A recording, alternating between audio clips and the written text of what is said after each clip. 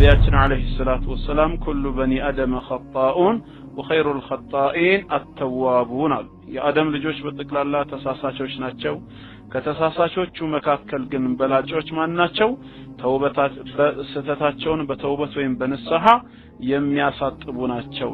አላህ በሱረቱ ፋጢርም እንደተናገረው ወለው ዩአኺዙ አላሁ الناس بما كسبوا ما ترك على ظهرها من دابة አላህ ሰዎችን በሰሩት ወንጀል ምክንያት በቅጣት ቢይዛቸው ኖሮ በመድር ላይ አንድም ተንቀሳቃሽ አይኖርም ነበር ይላል።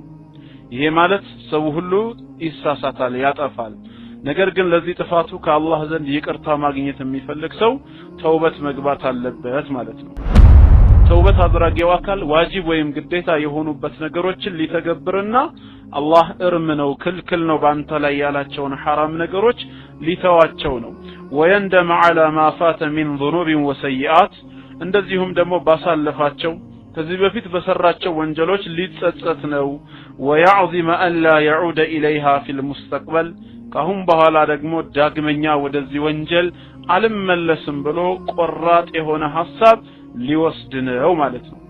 ይሄን ካደረገ فإنها تكفر سيئاته ኃጢያቶቹን በጠቅላላ ታሳብስለታለች። ويدخل الجنة برحمة الله عز وجل በአላህ ረህመትም ጀነት እንዲገባ ይደረጋል ማለት ነው። ويدخل الجنة برحمة الله تعالى بسبب توبته النصوح ትክክለኛና ምህረት ልታስገኝ በመትችለው ተውበቱ ሰበብ ጀነት ይገባል ማለት ነው።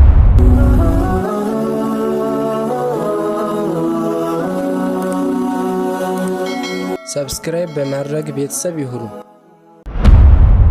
ቢስሚላህ አልহামዱሊላህ ወሰላቱ ወሰላሙ ዐላ ረሱሊላህ ሰለላሁ ዐለይሂ ወሰለም። ቢስሚላህ ኢንሻአላህ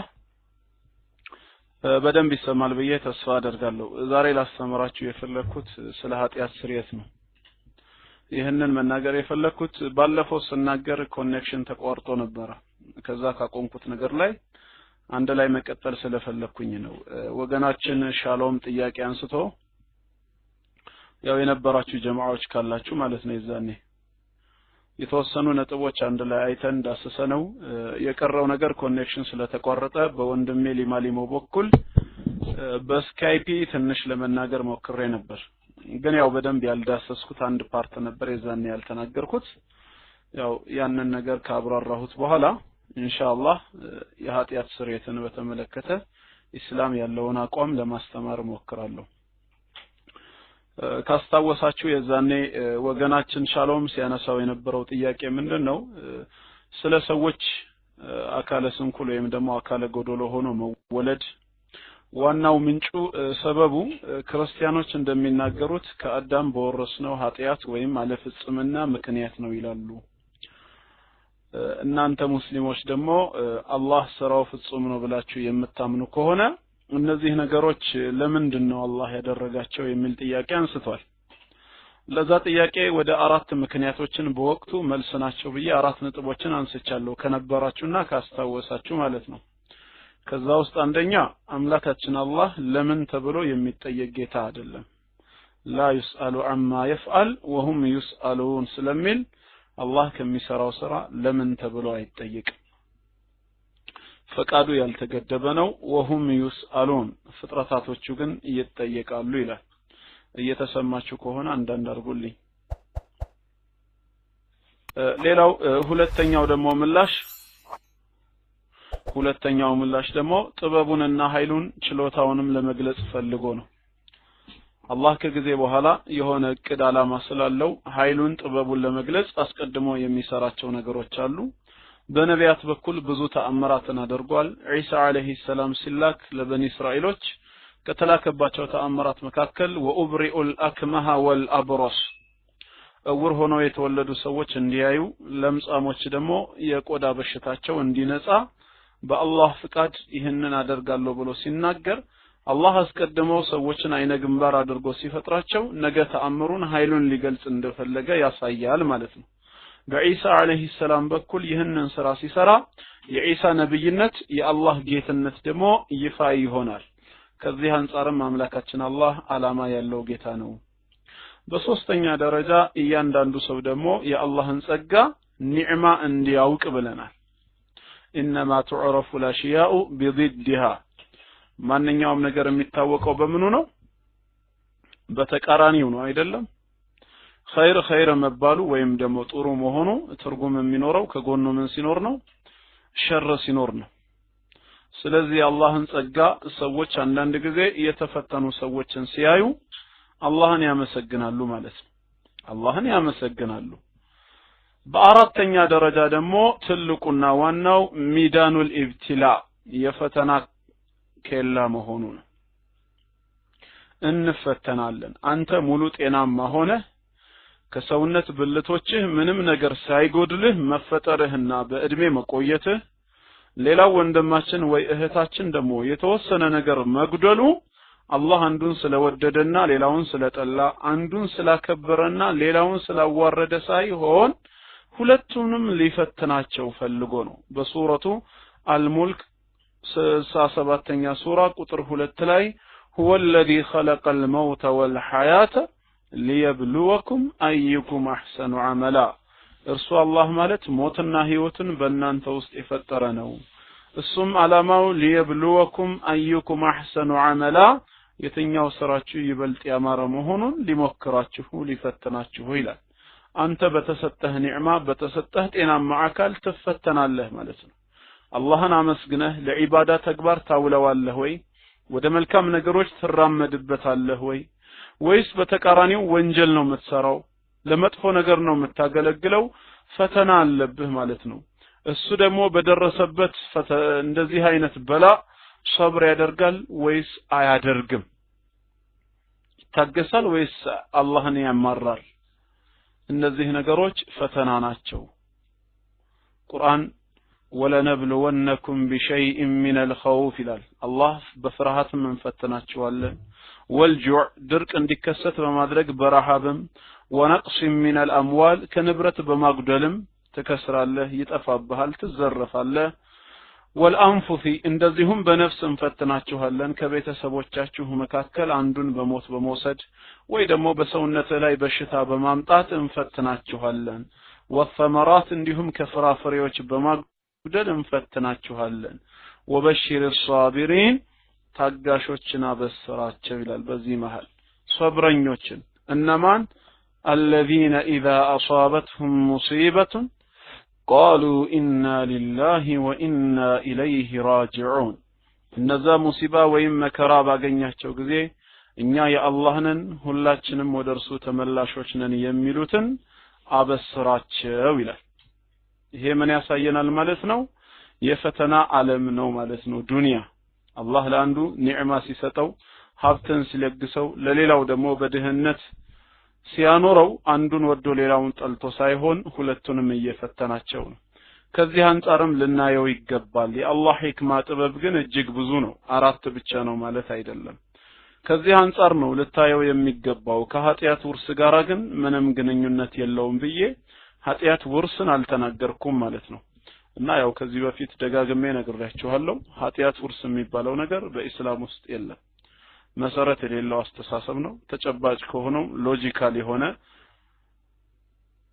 ምክንያታዊነት ጋራም የሚቃረን የሆነ ነገር ነው ኃጢያት ምንጊዜም ቢሆን በተግባር በፈቃድ የሚመነጭ ነው እንጂ በውርስ እንደ ዘር የሚተላለፍ ነገር አይደለም ኃጢያት ማለት በሙስሊሞች እምነት የአላህን Subhanahu Wa Ta'ala ትእዛዝ በሐሳብም ሆነ በተግባር ተቃውሞ መገኘት በሐሳብም ሆነ በተግባር ተቃውሞ መገኘት ኃጢያት ይባላል አላህ Subhanahu Wa Ta'ala አንድን ነገር አድርግ ብሎ ካዘዘህ ያ ያዘዘህን ነገር ማድረግና መፈጸም እየቻልክ ሳታደርገው ስትቀር ይሄ ተግባርህ ምን ይባላል ኃጢያት ተብሎ ይሰኛል በራስህ ነፃ ምርጫ በራስህ ነፃ ፍቃድ ስለተውከው ማለት ነው ለመስራት እያሰብክ ለመስራት እያቀድክ ያንን ነገር ግን እንዳትሰራ ስለከለከለህ አይደለም ሶላት ስትሰግድ ወቁሙ ሊላሂ ቃኒቲን ለአላህ ታዛዦች ሆናችሁ ቆማችሁ ስገዱ ይላል አምላካችን አላህ አይደለ እንዴ ታዳ ወንድማችን ወይ እህታችን የአላህን ትእዛዝ በማዳመጥ እሺ ብለው ለጌታቸው ቆሞ ለመስገድ ሲያስቡ ሰውነታቸው ላይ የደረሰባቸው ህመም ወይ ደግሞ ምናልባት ከሰውነት አካላቸው የተወሰነ ነገር በመጉደል እንዳይቆሙ ከለከላቸው ያ መቆም ስላልቻሉ ቁጭ ብለው ሰገዱ። እንግዲያውስ የአላህን ትእዛዝ አላከበራችሁም ኃጢአት ሰርታችኋል ይባላሉ እንዴ? ተግባራቸው ኃጢአት ይሰኛል? አይሰኝም። በንያቸው የአላህን ትእዛዝ ለመፈጸም ተነስተዋል። በተግባር ግን ያንን ነገር ለመተግበር ወደ ስራ ለመቀየር የሚያስችለው ነገር ግን ተነስተውባቸዋል። ስለዚህ ከፈቃድ ከምርጫ ጋር የሚለው ይያያዛል ማለት ነው። ንያም ወሳኝነት አለው። ነቢያችን አለይሂ ሰላቱ ወሰላም اذا اقتتل المسلمين بسيفيهما فالقاتل والمقتول في النار ሁለት ሙስሊሞች ሰይፍ ከተማዘዙ በሰይፋቸው ከተገዳደሉ ገዳይም የእሳት ነው የጀሃነም ነው አሉ። ሰሃባዎች የገዳይ ጉዳይ አላሳሰባቸውም ህይወት ስላጠፋ ይገባዋል። فما بال المقتول አሉ።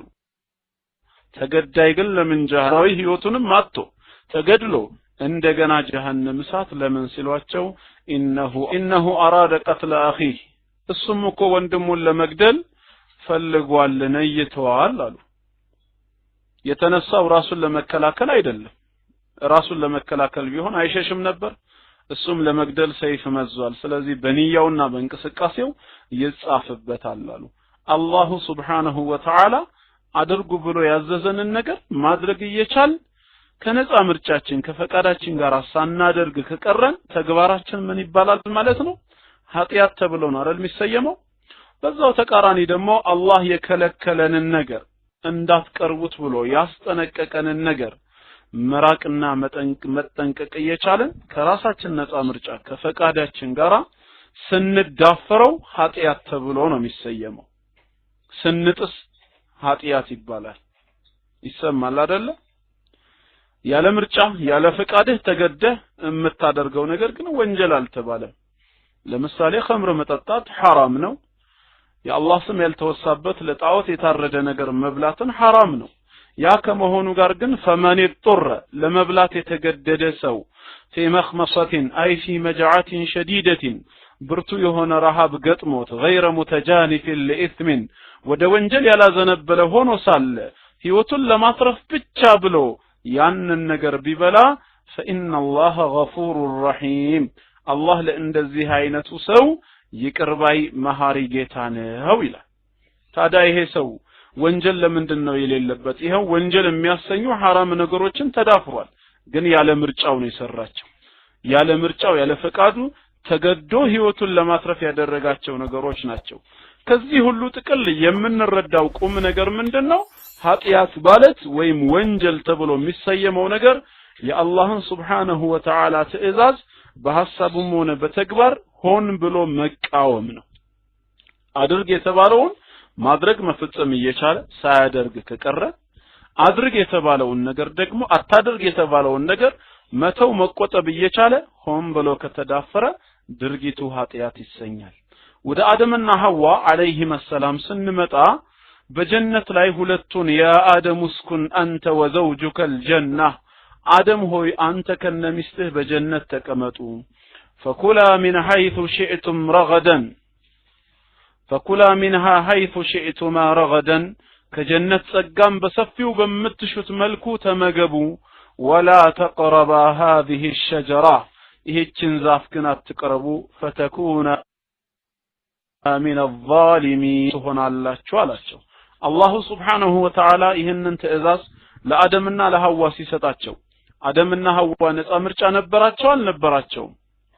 አላህ ያላቸውን ትእዛዝ አክብረው እስከ ዘላለሙ ሳይበሉ መቀጠል ይችላሉ አይችሉም? በምርጫቸው ሆም ብለው መዳፈርስ ይችላሉ አይችሉም? ይችላሉ።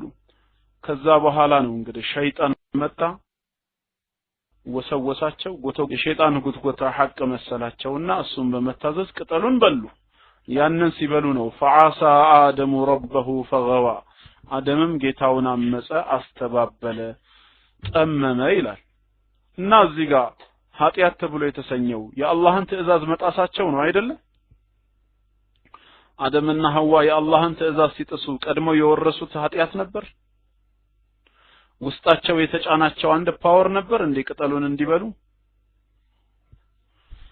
ያስገደዳቸው ሌላ ፓወር አለ ወይስ ሸይጣን ኃይሉን ተጠቅሞ ያለ ምርጫቸው አፋቸውን ከፍተው አጉርሷቸዋል? አላጎረሳቸውም በኃይል ተጠቅሞ አላጎረሳቸውም ስለዚህ ምርጫው በእነሱ እጅ ነው ያለው ማለት ነው ይሄ ነው እንግዲህ አሁን በራሳቸው ነፃ ምርጫ ተግባራቸው ኃጢያት የተሰኘው ማለት ነው ታዲያ እንደዛ ከተባለ ኃጢያት ውርሳለ ተብሎስ ማመን እንዴት ይቻላል አደምና ሐዋ በወቅቱ በምርጫቸው ከሆነ የሰሩት ከሌላ አካል ካልወረሱ ራሳቸው ፈቅደው የተገበሩት ነገር ከሆነ ኃጢያት የተሰኘው እኛስ የነሱ ልጆች የሆነው ከነሱ ወርሳቸዋል ማለት አሁን ትርጉም ይኖረዋል ትክክለኛ አስተሳሰብ ነው ከዘር ወደ ዘር የሚተላለፍ በሽታ ነው እንደ ኃጢያት ሰው በፈቃደኝነት በምርጫ የሚተገብረው እንጂ ከዘር ወደ ዘር የሚተላለፍ ነበር እና ይሄ የተሳሳተ አስተሳሰብ ነው ያው በወቅቱ የተነሳው አላኩል ሐል መዳን ለሚፈልግ ሰው ትክክለኛውን ጀነት ለማግኘት የኃጢያት ስርየት የሚፈልግ ሰው ግን አላህ በሱረቱ ጣሃ ቁጥር 82 ላይ ያለውን ማሟላት ይጠበቅበታል አላህ እነዚህን መስፈርቶች ከሚያሟሉ ሰዎች ያደርጋል ጌታችን በሱረቱ ጣሃ ምዕራፍ 20 ቁጥር 82 ላይ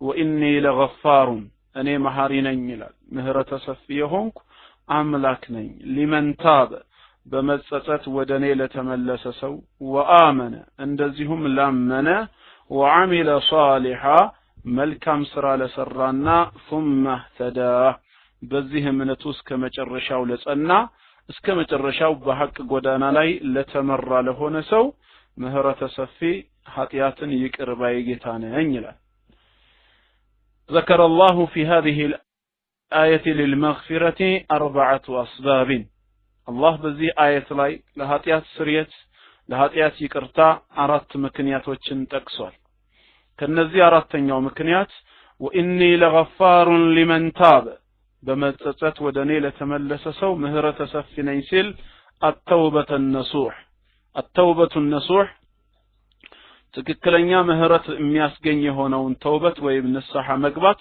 የኃጢያት ስርየትን እንደሚያስገኝልን አላህ በቁርአኑ ገልጾልናል ማለት ነው في جميع الأوقات من جميع الذنوب والسيئات በማንኛውም ጊዜ ከየትኛውም አይነት ወንጀል ከየትኛውም አይነት ኃጢያት ተውበት ወይም ንስሐ ገብቶ ወደ አላህ መመለስ የኃጢያት ስርየትን ያስገኝልናል ማለት ነው ሰዎች እንደመሆናችን መጠን ልናጠፋ እንችላለን ነቢያችን አለይሂ ሰላቱ ወሰለም ኩሉ በኒ አደም ኸጣኡን وخير الخطائين التوابون የአደም ልጆች በጠቅላላ ተሳሳቾች ናቸው ከተሳሳቾቹ መካከል ግን በላጮች ማን ናቸው ተውበታት በስተታቸውን በተውበት ወይም በንስሐ የሚያሳጥቡ ናቸው አላህ በሱረቱ ፋጢርም እንደተናገረው ወለው يؤاخذ الله الناس بما كسبوا ما ترك على ظهرها من دابة አላህ ሰዎችን በሰሩት ወንጀል ምክንያት በቅጣት ቢይዛቸው ኖሮ በመድር ላይ አንድም ተንቀሳቃሽ አይኖርም ነበር ይላል ይሄ ማለት ሰው ሁሉ ይሳሳታል ያጠፋል ነገር ግን ለዚህ ጥፋቱ ከአላህ ዘንድ ይቅርታ ማግኘት የሚፈልግ ሰው ተውበት መግባት አለበት ማለት ነው ቁርአን በሱረቱ ኑር በምዕራፍ 24 ቁጥር 31 ላይ ምን ይላል ወቱቡ ኢለላሂ ጀሚዓን አዩሀል ሙእሚኑን ምእመናን የሆናችሁ ሰዎች ወይ በጠቅላላ ሁላችሁም ተውበት ወይም ንስሐ በማድረግ ወደ አላህ ተመለሱ አላማና ግቡም ለዓለኩም ትፍሊሑን ይላል ከምትፈሩት ከጀሃነም እሳት ተጠብቃችሁ የምትፈልጉትን ጀነት ትጎናጸፉ ዘንዳ ሁላችሁም በመጸጸት ወደ አላህ ተመለሱ ይሄ ማለት فاذا تبتم ከተጸጸታችሁና ከተመለሳችሁ አፍለህቱም ከምትፈሩት ነገር ዳናችሁ ማለት ነው ወነጀህቱም እድለኛም ሆናችሁ ወሰዒድቱም في الدنيا والآخرة በምድራዊ ህይወታችሁም ሆነ በመጨረሻው ዘለቄታዊ ዓለም በአኺራ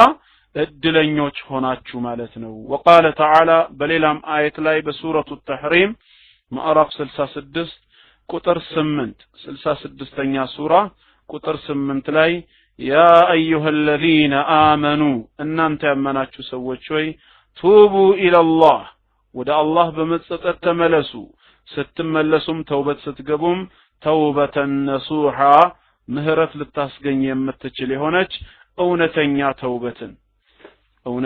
ተውበትን ይሄን ካደረጋችሁ አሳ ረብኩም ከጌታችሁ ዘንድ ይረጋገጥላችኋል አን ይከፍር عنكم سيئاتكم ኃጢአታችሁን ከላያችሁ ላይ ሊያብስላችሁና ويدخلكم جنات تجري من تحتها الانهار ከስሮቿ የተለያዩ አይነት ጅረቶች የምትፈስባት የሆነቿን ጀነት ሊያስገባችሁ ቃል ገብቶላችኋል ተረጋግጦላችኋል ማለት ነው በዚህ ቅዱስ ቁርአን አንቀጽ መሰረት ምን መረዳት ይቻላል وتكفير السيئات ودخول الجنات የኃጢአት ስሬት መገኘትና ወደ ተግባራት መጎናጸፍ ሁሉ ያለው በምንድነው لمن تاب الى الله تعالى توبة نصوحا ወደ አላህ እውነተኛ የሆነ ተውበት እውነተኛ የሆነ ንስሐ ለገባ ሰው ነው بأن يفعل التائب الواجبات ويترك المحرمات ይሄ ማለት ተውበት አድራጊው አካል ዋጅብ ወይም ግዴታ የሆኑበት ነገሮችን ሊተገብርና አላህ እርም ነው ክልክል ነው ባንተ ላይ ያላቸውን حرام ነገሮች ሊተዋቸው ነው ويندم على ما فات من ذنوب وسيئات እንደዚሁም ደግሞ ባሳለፋቸው ከዚህ በፊት በሰራቸው ወንጀሎች ሊጸጸት ነው ويعظم أن لا يعود إليها في المستقبل ካሁን በኋላ ደግሞ ዳግመኛ ወደዚህ ወንጀል አልመለስም ብሎ ቆራጥ የሆነ ሐሳብ ሊወስድ ነው ማለት ነው ይሄን ካደረገ فإنها تكفر سيئاته ኃጢአቶቹን በተክላላ ታሳብስለታለች ويدخل الجنة برحمة الله عز وجل በአላህ ረህመትም ጀነት እንዲገባ ይደረጋል ማለት ነው ويدخل الجنة برحمة الله تعالى بسبب توبته النصوح ትክክለኛና ምህረት ልታስገኝ በመትችለው ተውበቱ ሰበብ ጀነት ይገባል ማለት ነው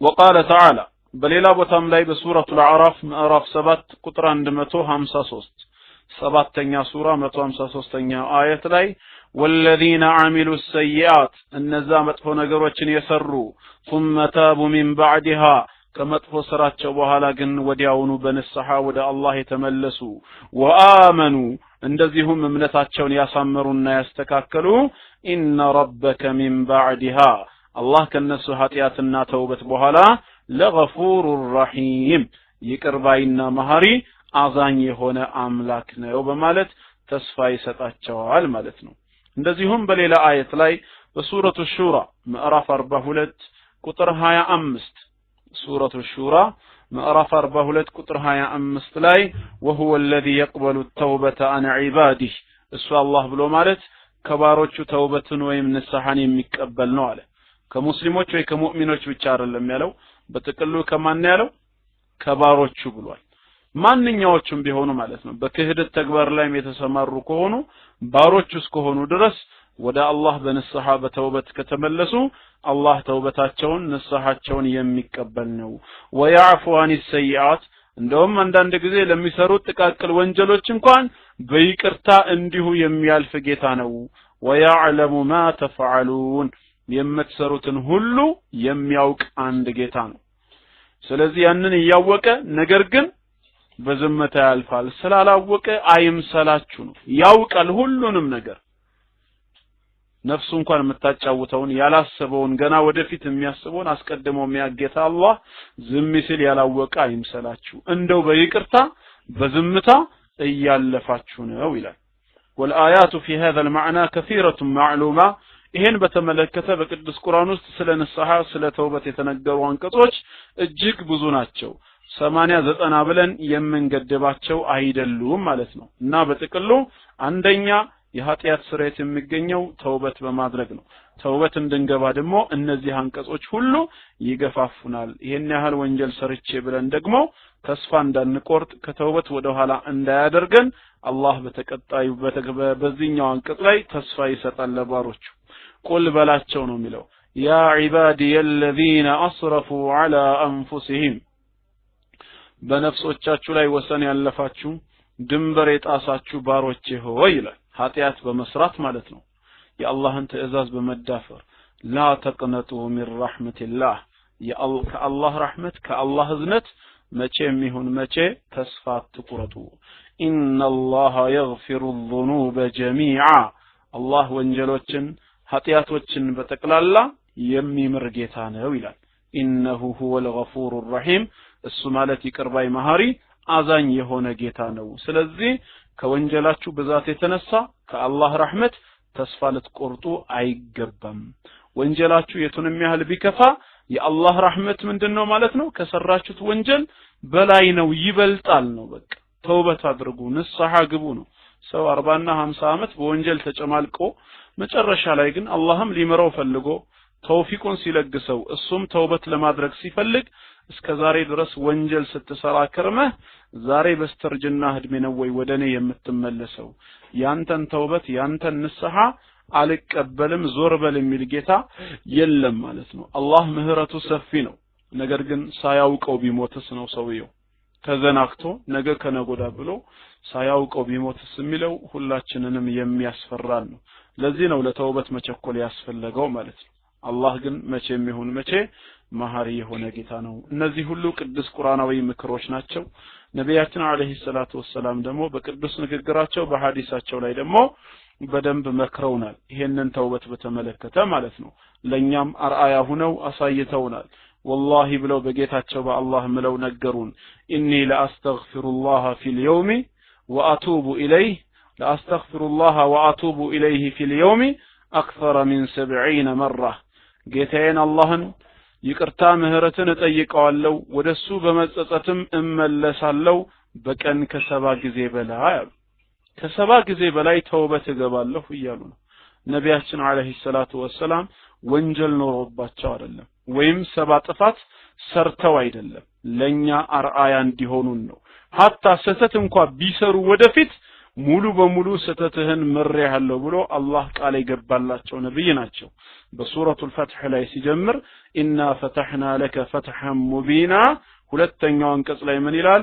ለይግፊረ ለከ አላሁ ማ ተቀደመ ሚን ዘንቢከ ወማ ተአኸር ከዚህ በፊት ያሳለፍከውን ወደፊትም የሚመጣውን ስህተትህን አላህ ሊምርልህ ቃል ገባልህ ሊምርህ ቃል ገባልህ ስተት እንኳን ከሳቸው ቢገኝ ሙሉ በሙሉ አላህ ምን አድርጓል ምርያለሁ ብሎ ቃል ይገባላቸው ነብይ በቀን ውስጥ ግን ከ70 ጊዜ በላይ استغفار አበዛለሁ ምህረትን እጠይቃለሁ ወአቱቡ ኢለይ ወደ አላህ በመጸጸት እመለሳለሁ ይላሉ እኛ በየቀኑ በወንጀል የምንጨማለቀው ስንት ጊዜ ነው መንገባው ይሄ ለኛ ትልቅ ፈተና ነው የሚሆነው ማለት ነው ግን አርአያ ሆነውናል ስለዚህ ኢንሻአላህ ከሚምር ጌታ ተስፋ መቁረጥ እንደሌለብን በዚህ ልንረዳ ይገባናል አላህ ምህረቱ ሰፊ ነው በሌላም ቅዱስ ንግግራቸው አለይሂ ሰላቱ ወሰለም ምን ብለዋል ኢነላህ يبسط يده بالليل ليتوب مسيء النهار አላህ በሌሊት እጁን ይዘረጋል አሉ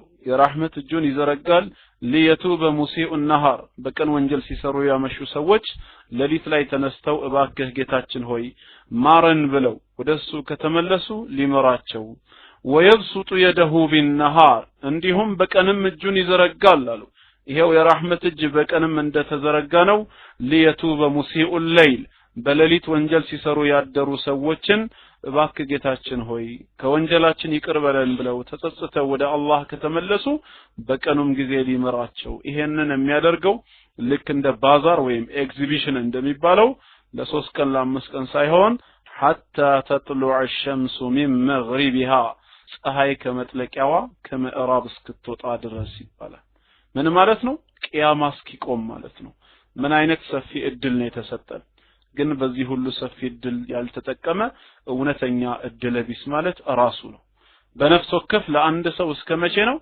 ኢነላህ يقبل التوبة العبد ما لم يغرغر አላህ የባሮችን ተውበት ጣዕረሞት ወይም ገርገራ ሰከራት ለሞት እስካልገባ ድረስ ይቀበለዋል ከተባለ በጣም ትልቅ እድል ተሰጥቶታል ማለት ነው ወንጀል ከመስራቱ ጋር ይሄን እድል ከሁለት ነገሮች ጋር እስኪያነጻጽሩት አንደኛ ከምድራዊ ህግ ጋር በምድራዊ ህግ ላይ ወሰን ብትተላለፉ አውቃችሁ ይሁን ሳታውቁ ጥፋትን ብታደርጉና የህግ አካላቶች ቢመለከቷችሁ ወዲያው ይዘው ነው አይደል ፍርድ ቤት የሚያቀርቧችሁ በ24 ሰዓት ውስጥ ከታሰርክ በኋላ ፍርድ ቤት መቅረብ አለበት ፍርድ ቤት ቆመህ ብይን ይሰጥብሃል ማለት ነው ለጥፋትህ ተመጣጣኝ ነው የተባለውን ቅጣት ትቀበላለህ ማለት ነው በቃ መታለፍ የሚባል ነገር የለም ያ አይነት ነገር ግን ከጌታችን ዘንድ ቢመጣብን ኖሮ እንዴት እንሆን ነበር በሁለተኛ ደረጃ ደግሞ ትምህርት ቤት የሚሰጠንንም ፈተና እንውሰደው ያስጨናን በተለይ ፋይናል ኤግዛም የሚባለው የሚያስጨንቅ ፈተና ይሆናል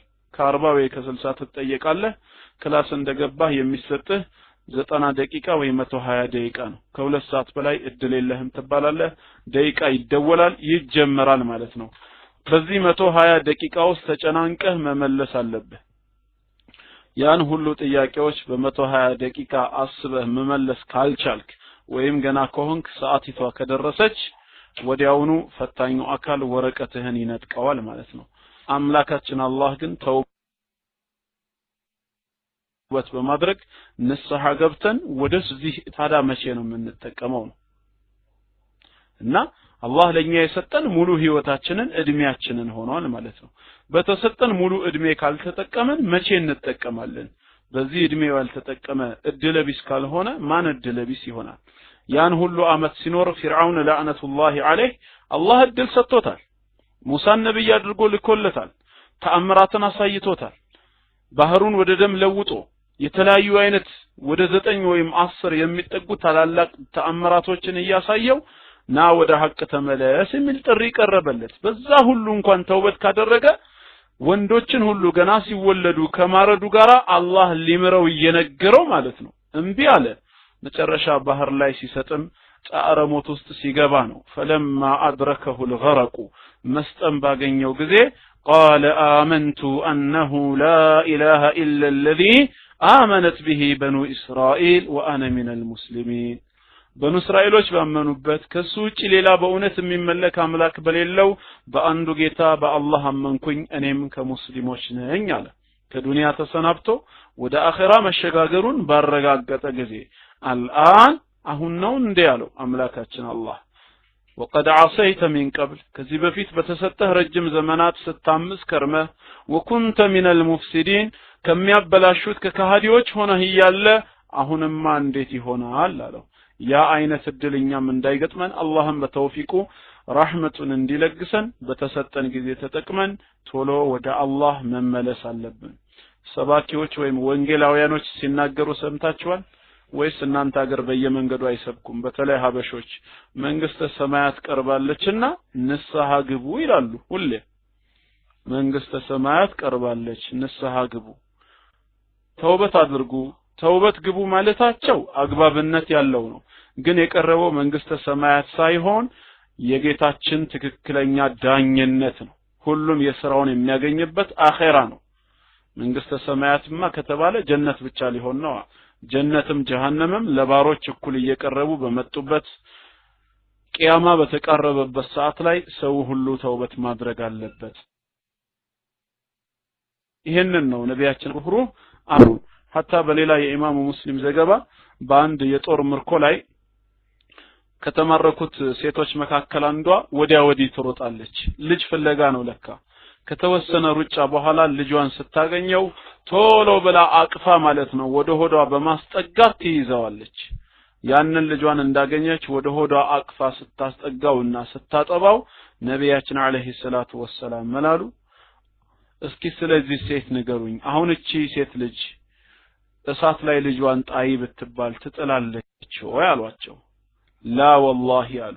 በፍጹም በጌታችን በአላህ እንምላለን ልጇን እንደዚህ አቅፋ ወደ ሆዷ አስጠግታ ጡት እያጠባች እንዴት ብትጨክን ነው ታዲያ ወደ እሳት የምትጥለው አሉ። ነቢያችን አለይሂ ሰላቱ ወሰላም ምን አሉ? ወላሁ አርሐሙ ቢዒባዲሂ ሚን هذه المرأة بولدها እቺ ሴት ለልጇ ካላት ፍቅርና እዝነት በላይ አላህ ለባሮቹ አዛኝ ጌታ ነው ብለው አስተምረዋል። ከዚህ የበለጠ እዝነቱን ግን አንድ ሰው ካልተጠቀመ ያው የሚያሳዝነው ነገር ቅጣት መጠበቅ ብቻ ነው። አላህ ሲናገር ነቢ ዒባዲ አኒ አነል ገፉሩ ረሂም፣ ለባሮቼ ንገርልኝ አሳውቅልኝ እኔ ማለት እጅግ በጣም ሩህሩህ አዛኝ ጌታ መሆኔን። እምቢ ላለና ላልተጠቀመ ደግሞ ወአነ ዐዛቢ ሁወል ዐዛቡል አሊም፣ ቅጣቴ ደግሞ እጅግ በጣም የበረታ አሳማሚ ቅጣት ነው በማለት አላህ ይናገራል ማለት ነው። በኢማሙ ሙስሊም ዘገባም እንደዚሁ ነቢያችን አለይሂ ሰላቱ ወሰላም ምን አሉ? ለው ያዕለሙል ካፊሩ ማ ዒንደላሂ ሚን ረሕማ፣ ካፊር አላህ ያዘጋጀውን የራህመቱን ስፋት የራህመቱን ትልቅነት ቢያውቅ ኖሮ ማ ቀኒጣ አሐዱን ሚን ጀነቲህ፣ አንደኛውም ካፊር ከአላህ ጀነት ተስፋ አይቆርጥም ነበር አሉ። በዚህ ክህደት ተግባሩ ላይ ሆኖ የአላህን ጀነት ይመኝ ነበር ማለት ነው። ምንኛ ረህመቱ ሰፊ ጌታ ነው ወለው يعلم المؤمن ما عند الله من عذاب ሙእሚን ደግሞ አላህ ያዘጋጀውን የቅጣቱን ትልቅነት ላመጹ በተውበት ወደሱ ላልተመለሱ ባሮች ያዘጋጀውን ቅጣት ትልቅነቱን ቢያውቅና ቢረዳ ما طمع احد من جنته ከመእመናን ባሮቹ መካከል አንድም ሰው ጀነቱን አይከጅልም ተስፋ ያረግም ነበር እነዚህ ሁለት የተለያዩ ዘገባዎች የተለያዩ አነጋገሮች እዚህ ቦታ ላይ ለምንድን ነው የመጡት ምንጊዜ ሙስሊም بين الخوف والرجاء እንዲመላለስ ነው በተስፋና በፍርሃት መካከል የአላህን ረህመት ትልቅነት እያየ እሱም ሰበብያ ሆኖ ያቅሙን ያክል እየለፋ አላህ ጀነትን ይሰጠኛል ብሎ ተስፋ እንዲያደርግ በዛው ተቃራኒ ካመጽኩትና እንቢ ብዬ ከመስመሩ ከወጣው ለወንጀሌም ተውበት ሳልገባ አላህን ከተገናኘው ይቀጣኛል ብሎ ደግሞ ቅጣቱን እንዲፈራ ማለት ነው بين الخوف والرجاء ይሄ የኡነተኛ ሙእሚኖች ባህሪ ነው ምንጊዜም አላህን ሲለምኑት يدعونه رغبا ورهبا ይባላል ጀነቱን ከጅለው ተስፋ አድርገው ቅጣቱን ደግሞ ፈርተው መሆን አለበት በአንድ ጎን ተንጠልጥሎ የሚባል ነገር የለም የጀነት ካርድ ተሰጥቶናል እኛ በእርግጠኝነት የመንግስተ ሰማያት መሆናችን ተረጋግጧል ምን አይነት አስተሳሰብ ነው ካፊሮች አንዳንድ ጊዜ እኛን ይጠይቁናል እውነት እናንተ ትክክለኛ ናችሁ ወይ እስላም የሐቅ መንገድ ነው ብላችሁ ታምናላችሁ ወይ ይሉናል ምንም ጥርጣሬ ስለሌለን አዎ ስንላቸው እንግዲያውስ ጀነት ነው ወይ የምትገቡት ይሉናል እሱን አላህ ነው የሚያውቀው እኛ ተስፋ አለን ጌታችን ጀነቱን እንደሚሰጠን ስንላቸው ታዲያ ወዴት እንደምትሄዱ ያላወቃችሁበትን ነገር እንዴት ትከተላላችሁ ይሉናል ምን ማለት ነው ይሄ ሰርቲፊኬት እኮ ወይም የሚሰጠው ወይ ደግሞ ቲኬት የሚቆርጠው እኮ ዛሬ አይደለም እኛ እስላም ትክክለኛ ሃይማኖት ትክክለኛ የጀነት ጎዳና ለመሆኑ ምንም ጥርጥር የለብንም ነገር ግን ጥርጥራችን በራሳችን የሥራ ጥራትና የእምነታችን ጎዶሎ መሆን ጉዳይ ላይ ነው በዚህ መልኩ አላህ ኢማናችንን ወይም ደግሞ መልካም ስራችንን ካልተቀበለንስ ካልወደደውስ ስለዚህ የራሳችን ባህር ያሰጋናል ዛሬ ያለው ሁኔታችን ነገ ብንበላሽስ አናውቅም ከዚህ አንፃር ዛሬ ላይ ሆኜ እኔ ጀነት ነኝ ወይም ደግሞ እንዲህ ነኝ ብሎ ውሳኔ መወሰን አይቻልም ምን እናውቃለን ሰው ይለዋወጣል ይቀያየራል ትላንት በኩፍር ውስጥ የነበሩ ስንት ወገኖቻችን አልহামዱሊላህ ዛሬ የኢስላም ብርሃን ደርሷቸው በብርሃኑ ላይ ይመላለሳሉ አሉ ደግሞ ሌሎች አላህ አይፈተነንኛን አላህ ከኩፍር አደጋ ይጠብቀን በሴትና በገንዘብ ብቻ ተፈትነው የያዙትን ወርቅ ወይም ደግሞ ዲነል ኢስላም በኩፍር የለወጡ ደግሞ ሌሎችም እንደዛው አሉ ሰው እንደዚህ ተለዋዋጭ ነው ማለት ነው ይሄ ሁኔታ ሲታይ ዛሬ ላይ ሆነ እኔ ጀነት ነኝ ጀሃነም ነኝ ተብሎ እንዴት ይወሰናል ስለዚህ አላህ ያለን ምንድነው ፈቁል ይዕመሉ ብሏል እናንተ ብቻ ስሩ በቃ فسيرى الله عملكم ነገ የውመል ቂያማ ጌታችን አላህ ስራችንን ያይና ይከፍለናል ተስፋችን ግን እንዳለ ነው ቁም ነገሩ እስላም ላይ ነው ያለነው የጀነት መንገድ ላይ ነው ያለነው በዛ መንገድ ላይ ግን ጥሩ ስራ ሰርተን እንድንሄድ አላህ እንዲቀበለን ዱዓ ማድረግ ነው ከኛ የሚጠበቀው ይሄ ነው እንጂ እኔ የጀነት ነኝ አረጋግጫለሁ ከየት የመጣ ነው ኢስቲቃማ ደግሞ ወሳኝነትም ስላለው ነው እሱን ያው አራተኛው ነጥብ ላይ እናየዋለን አሁን አንደኛው ነጥብ ላይ ስለሆነን ነው እና ተውበት ምን ያህል ደረጃ እንዳለው ንስሐ መግባት ልዩ ቦታ እንዳለው በዚህ ማወቅ ይቻላል ማለት ነው ተውበት ማድረግ ደግሞ ጌታችን አምላካችን አላህን እጅግ በጣም ያስደስተዋል ይሄንንም በመሳሌ ነግሮናል ነብያችን አለይሂ ሰላቱ ወሰለም ለላሁ አሸዱ ፈራሐን ቢተውበቲ አብዲሂ ሒነ የቱቡ ኢለይሂ አላህ በባሮቹ ተውበት እጅግ በጣም ይደሰታል ባሮች ተጸጽተው ወደ አላህ በተመለሱ ጊዜ አሉ ታዲያ ይሄንንም ሲገልጹት ምን አሉ من احدكم كان على راحلته بارض فلات ከናንተ ውስጥ አንዳችሁ ለጥባለች መሬት ላይ በበረሃ ላይ ግመሉን ይዞ ይጓዝ ነበር አሉ እየሄደ ያለ ሰውየው መሃል በረሃ ላይ ሲደርስ ፈንፈለተት ሚን ከዚህ ሰው ተፈረጥጣለች ታመልጠዋለች ማን ይህች ግመሏ ማለት ያጋጣሚ ነገር ይሆንና وعليها طعامه وشرابه የሰውየው ምግቡና መጠጡም እንደዚሁ መጋለቢያው ወይም ግመሉ ላይ ነበር ይዛበት ነው ሄደችው ሊያገኛት አይችልም فايس منها ከሷም ተስፋ ቆረጠና فاتى شجره فاضطجع في ظلها ወደ አንድ ዛፍ መጣና በጥላዋ ስር ተጋደመ وقد ايس من راحلته በርግጥም ከመጋለቢያው ተስፋ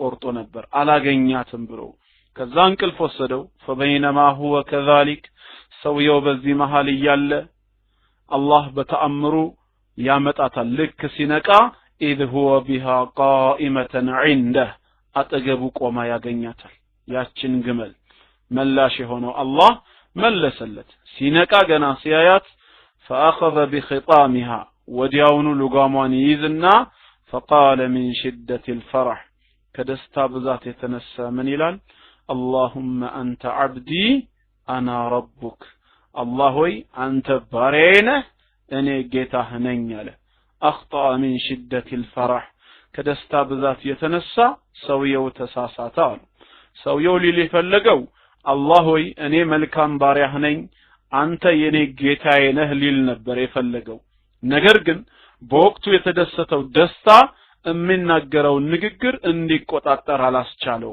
ይሄ ማለት ደስታው ወሰን አልነበረውም ማለት ነው ታዲያ የሰውየው ደስታ ወሰን ከሌለው አላህ እኮ በባሮቹ ተውበት ከዚህ ሰው የበለጠ ይደሰታል እና ከዚህ ሰው የበለጠ ይደሰታል አዎ ሞኖም አውቆ አይደለም ለምን ነብያችን ሰለላሁ ዐለይሂ ወሰለም አخطأ من شدة الفرح ነው ያሉት ከደስታ ብዛት የተነሳ ተሳስቶ ተናገረ ያው ማለት የተፈለገው ማስተላለፍ የተፈለገው መልእክቱ ምንድነው ሰውየውን ለዚህ ስህተት የዳረገው የደስታው መጠን ነው ወሰን ስላልነበረው ነው አይደል አላህም በባሮቹ ተውበት ከዚህ ሰው የበለጠ ነው የሚደሰተው ነው እግረ መንገድ የጌታችንን ደስታ በማሰብ ተውበት እንግባ አላህ እኮ የሚጠቀመው ነገር ኖሮ አይደለም ምንም የሚያገኘው ጥቅም የለም እሱ እንደ አላህነቱ መخلوቅን ከመፍጠሩ በፊት የነበረ ዛሬም ያለ ወደፊትም በህልውናው አልሐይ ሆኖ የሚቀጥል ነው ተጠቃሚው እኛው ነን እንቢ ካልንም ተጎጂው እኛው ነን ጥቅምና ጉዳት ከአላህ ዘንድ ወደ ፍጡሮች ይመጣል እንጂ ከፍጡር ዘንድ ወደ አላህ የሚወጣ ጥቅምም ሆነ ጉዳት የለም ምንም ነገር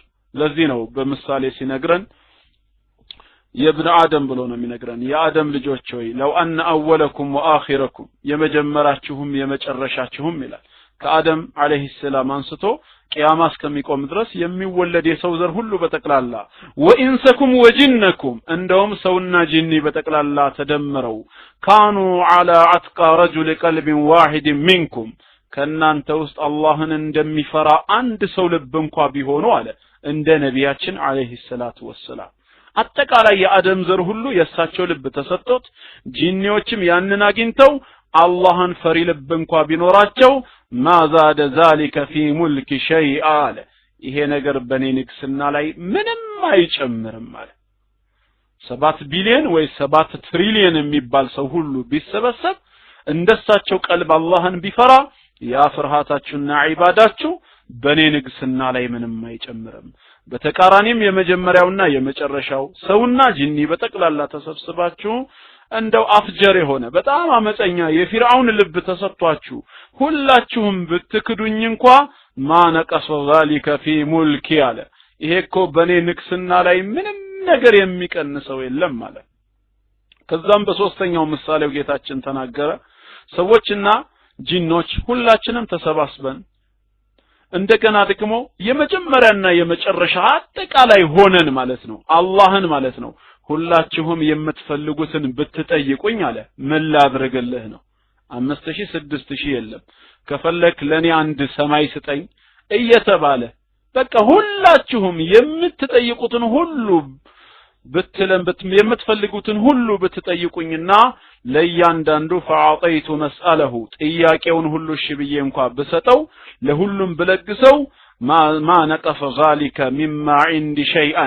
እኔ ዘንድ ካለው አንዳችም ነገር የለም ሚቀንስ ምናልባት አለ መርፌ ባህር ውስጥ ሲገባና ሲወጣ መርፌው ከባህር ውሃው የሚያጎድለውን ቢቀንስ እንጂ አለ ኢማጂን ሱብሃንአላህ መርፌ በባህር ውስጥ ገብቶ ሲወጣ ባህሩን አጎደለው መርፌ ማለት ነው ምን ያህል ውሃ ይዞበት ረጥቦ ማለት ነው ረጥቦ ስለወጣ ብቻ ባህሩን አጎደለው እንደዛ ነው በቃ ሚቀንስ የለም ነው በቃ በጥቅሉ መልእክቱ አላህ እንደዚህ አይነት ገኒይ በራሱ የተብቃቃ ጌታ ሆኖ ሳለ በእኛ ተውበት ግን ይደሰታል በእኛ ንስሐ ጌታችን ተደሳች ነው። የኃጢአት ስርየትን የሚፈልግ ሰው እንግዲህ ምን መሆን አለበት? ንስሐ መግባት አለበት ማለት ነው። ጥሩ አንደኛው ርዕስ እዚህ ላይ እናቆመውና ወደ ሁለተኛው ነጥብ እንግባ። ሌላው ሁለተኛው የንስሐ በር መክፈቻው የኃጢአት ስርየት የምናገኘው በምንድነው? ወኢኒ ለገፋሩን ሊመን ታበ ወአመነ ላመነ ሰው አለ። ሁለተኛ ደግሞ ምን ያስፈልጋል? ወሚን አዕዘም አስባብ المغفرة የኃጢአት ስርየት ከምናገኝባቸው ትላልቅ ምክንያቶች መካከል በሁለተኛ ደረጃ ደግሞ አልኢማኑ الصادق بالله تعالى በአላህ ላይ ያለን እውነተኛ እምነት ጽኑ እምነት ያስፈልገናል። ሙስሊሞች ስለ አላህ ያለን ግንዛቤ መስተካከል መቻል አለበት ማለት ነው። እኛ ሙስሊሞች አላህን ስናምን አንደኛ አላህ መኖሩን አረጋግጠናል። ጌታችን አምላካችን አላህ መኖሩ የተረጋገጠ ነው፣ ምንም ሸክ የለው። ህልውናውን አጽድቀናል፣ ፈጣሪነቱ የተረጋገጠ ነው። የዩኒቨርሱ የሁሉ የበላይ ተቆጣጣሪ ብቸኛ አምላክ የሁሉ ነገር ጌታ አንድና ብቸኛ ነው። ከሱ ጋር ረዳት ዋና ሰራተኛ የለም። ሲመለክም ብቻውን የሚመለክ አንድ አላህ ብቻ ነው። አብሮት የሚመለኩ ዒባዳ የሚገባቸው ነቢያትና መላእክቶች፣ ጻድቃን፣ ሰማዕታት የሚባሉ ነገሮች፣ ጉኡዛንና የሞቱ ነገሮች የሉም። ጌታችን አላህ መልካም ስሞችና ውብ ባህሪያቶች አሉ። በስሞቹም ሆነ በባህሪያቶቹ ለይሰ ከሚስሊሂ ሸይ እሱን የሚመስል አንዳች ነገር የለም። ይህ አይነት የተስተካከለ እምነት በአላህ ላይ ሊኖረን ይገባል ማለት ነው። ወአምሪሂ ወነህይ በትእዛዙና በእቀባዎቹ ማመን አለብን። ወወዕዲሂ ወወዒዲሂ ለምእመናን በገባው ቃል ኪዳንና ለአመፀኞች በገባው ዛቻ አምነን መቀበል መቻል አለብን። ነገ የተስፋ ቃል ኪዳን አለና ወሰዋቢሂ ወዒቃቢሂ በምንዳው በጀነቱና በቅጣቱ በጀሃነሙም ልናምን ይገባናል። ወልኢማኑ ቢመላኢከቲላሂ الكرام البررة በተከበሩ ክቡራን የአላህ ፍጥረታት በሆኑ መላእክቶች መኖርም አምነን እንቀበላለን። ወአንነሁም ዒባዱን ሙክረሙን የተከበሩ የአላህ ባሮች ናቸው። ላ ያዕሱን አላህ ማ አመረሁም ወየፍዐሉነ ማ ዩእመሩን የአላህን ትእዛዝ የሚጠብቁና የሚተገብሩ ካዘዛቸው ፍንክች የማይሉ ፍጡሮች ናቸው። ወአንነሁም ይሰቢሑነ الليل والنهار لا يفترون ቀንና ሌሊት አላህን ሱብሃንአላህ በማለት ከጎዶሎ ባህሪ የሚያጠሩት ናቸው። ከዚህ የዒባዳ ተግባራቸው ፈጽሞ የማያቋርጡ ማለት የማያቋርጡ ናቸው። ወልኢማኑ ቢኩቱቢላሂ المنزلة على رسله ከአላህ ዘንድ በመልእክተኞች ላይ በተወረዱ ቀደምት መለኮታዊ መጽሐፍቶችም እናምናለን። ለሂዳየቲሂም ወኢኽራጅሂም ሚነ الظሉማት ኢለ الኑር ሰዎችን ወደ ቅን ጎዳና ለመምራት ካሉበት ጨለማ ወደ ብርሃን ለማውጣት ቀደምት መለኮታዊ መጽሐፍቶች እንዲሁም ቅዱስ ቁርአን እንደወረዱ እናምናለን። ወፊ ሙቀደመቲሃ القرآن الكريم ከነዚህ ግንባር ቀደም ተጠቃሹ ቅዱስ ቁርአን ይሆናል ማለት ነው። አፍደሉል ኩቱብ السماوية ከቀደምት መለኮታዊ መጽሐፍቶች በላጩና ትልቁ ምክንያቱም ወኢነሁ ለኪታቡን ዐዚዝ በማለት አላህ ገልጾታል። ኃያል አሸናፊ የሆነ መጽሐፍ ነው። ላ ያዕቲሂ الባጢሉ ሚን በይኒ የደይሂ ወላ ሚን ኸልፊሂ ከበስተፊቱም ሆነ ከበስተኋላው ውሸት ከንቱ ነገር ሊመጣበት አይችልም። ተንዚሉን ሚን ሐኪሚን ሐሚድ ምስጉንና ጥበበኛ ከሆነው ከአላህ ዘንድም የተወረደ ነው ይላል። ከዚህ አንፃር ቁርአን ምንድነው? ከቀደምት መለኮታዊ መጽሐፍት በላጭ ነው።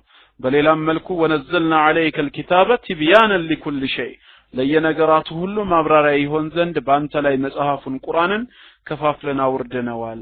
ወሁደን ወረሕመተን ወቡሽራ للمسلمين ለሙስሊሞች ብስራት እዝነትና መመሪያ ሲሆንም ባንተው ላይ አውርደነዋል በማለት የቁርአንን ትልቅነት ይገልጽልናል ማለት ነው።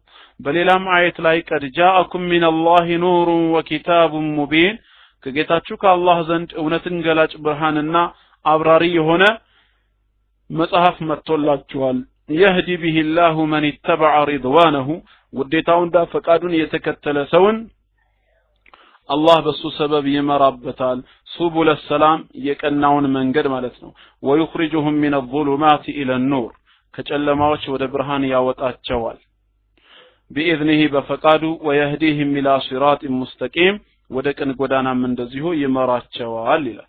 እና በጥቅሉ አጠቃላይ እምነታችን የተስተካከለ መሆን አለበት የሚለውን ያሳያል። ይሄ ሁለተኛው የኃጢአት ስርየት የምናገኝበት ነው።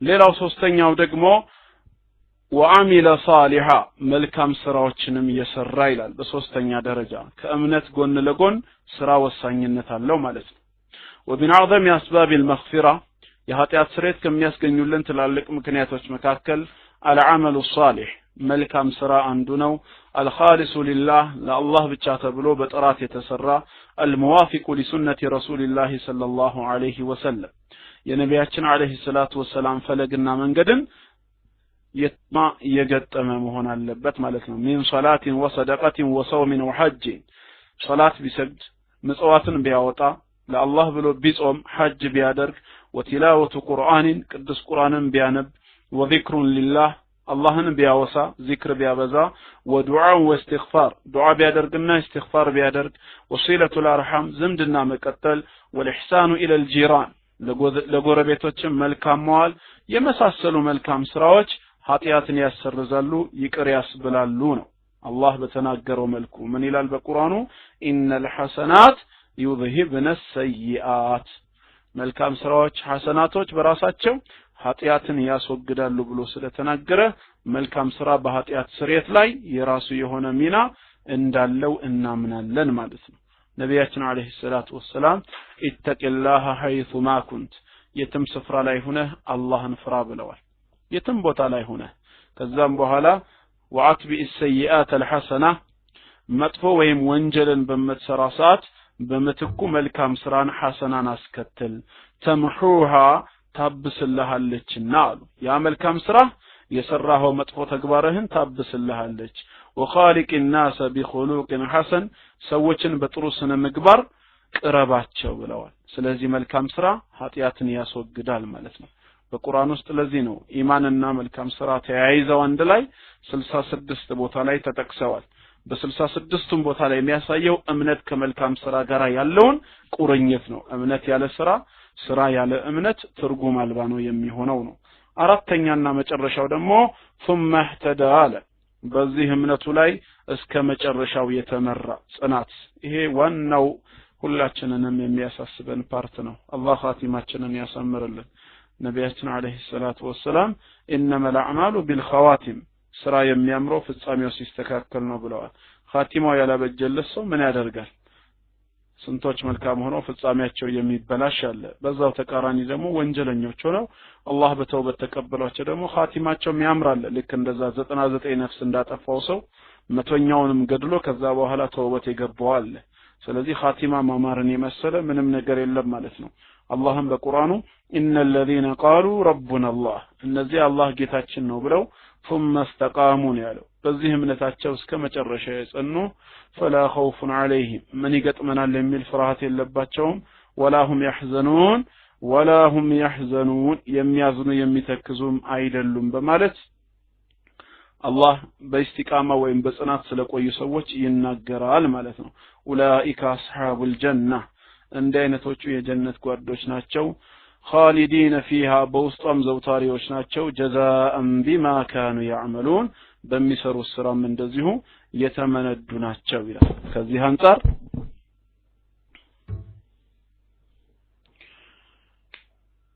ጽናት ወሳኝነት እንዳለው ያሳያል ማለት ነው ኢማሙ ሙስሊም በዘገቡት ሐዲስ ላይ وطلب رجل من النبي صلى الله عليه وسلم وصية جامعة لأبواب الخير የመልካም ነገሮች ሁሉ ቁልፍ ስለሆነው ነገር ነቢያችን አለይሂ ሰላቱ ወሰላም አንድ ሰው ምክር ጠየቃቸው فقال من على يا رسول الله عليه الصلاه والسلام አንተ የአላህ መልእክተኛ ሆይ قل لي في الاسلام قولا لا اسال عنه احدا غيرك ከርሶች ማንንም ሰው የማልጠይቀው የሆነን በእስላም ውስጥ አንድ ነገር መከሩኝ ሲላቸው قال من አሉት قل آمنت بالله በአላህ ብቸኛ ጌትነት አምኛለሁ በል ثم استقم كذا በዚህ እምነትህ እስከ መጨረሻው ጽና አሉት እስከ መጨረሻው ጽና ስለዚህ ጽናትን የመሰለ ምንም ነገር የለም ዱዓ ላይ ስናደርግ በተለይ በሶላት ስጁድ ላይ ያ ሙቀሊበል ቁሉብ ثبت قلوبنا على دينك ምንለውም ከዚህ አንፃር ነው ልቦችን እንደፈለክ ምትገለባበት ጌታ ሆይ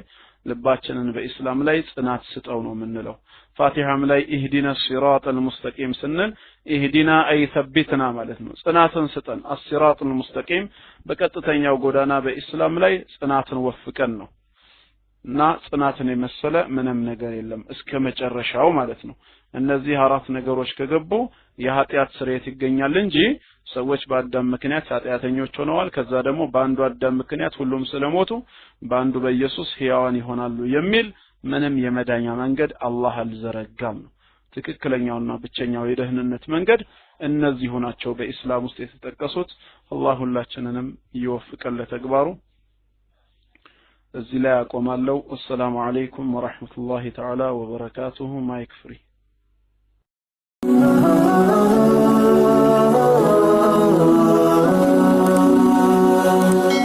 ሰብስክራይብ በማድረግ ቤተሰብ ይሁኑ